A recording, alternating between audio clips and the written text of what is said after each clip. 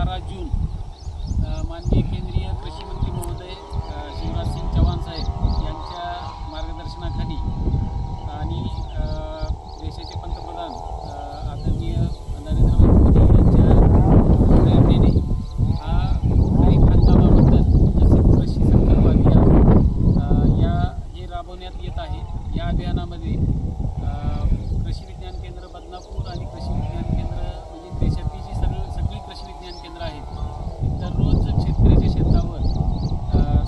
प्रत्येकी 6 गावामध्ये जाऊन शेतकऱ्यांना खरीप पिकामधलं जे सुधारित तंत्रज्ञान आहे त्याच्याबद्दल आणि शेतकऱ्यांच्या ज्या समस्या आहेत त्याच्याबद्दल मार्गदर्शन कार्यक्रम आम्ही घेत आहोत। या अभियानामध्ये आम्हाला आत्मा कृषी विभाग इफको आणि इतर जी संस्थान आहेत त्या संस्थांचं मार्गदर्शन या अभियानामध्ये होत असतं आणि या अभियानामुळे शेतकऱ्यांना आम्ही नवीन तंत्रज्ञान पोहोचवण्यासाठी मदत करत आहोत। नमस्कार, मी धैर्यशील पाटील, तालुका तंत्रज्ञान व्यवस्थापन, आत्मा कृषी विभाग भोकरदन।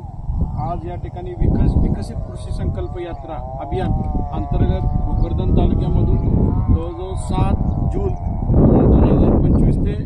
12 जून 2025 या दरम्यान या ठिकाणी विकसित कृषी संकल्प अभियान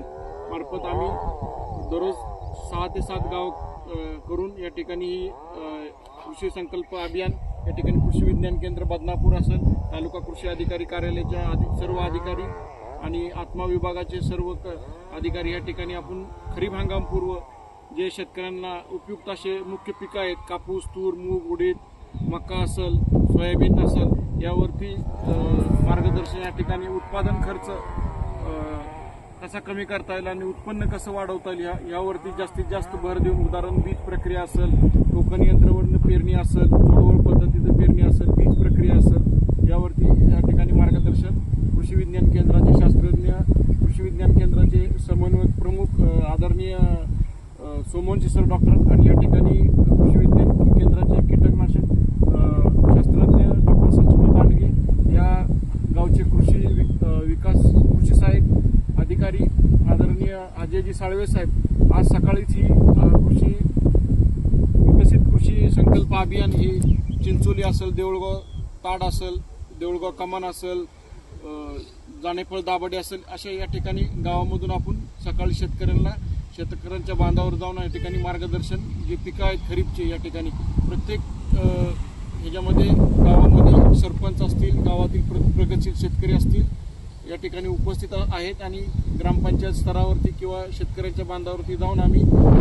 खरीप जी मुख्य प्रमुख पिकं आहेत त्याच्यावरती येणाऱ्या अडचणी आणि भविष्यात कसं उत्पन्न वाढेल आणि उत्पादन खर्च कमी करून ज्या शेतकऱ्यांना जास्तीत जास्त उत्पन्न कसं देता येईल यावरती कृषी विज्ञान केंद्राचा आणि कृषी विभाग आणि आत्मा यांचा भर असून या ठिकाणी आज देऊळगाव ताटचे उपसरपंच लक्ष्मण घोलप साहेब यांच्या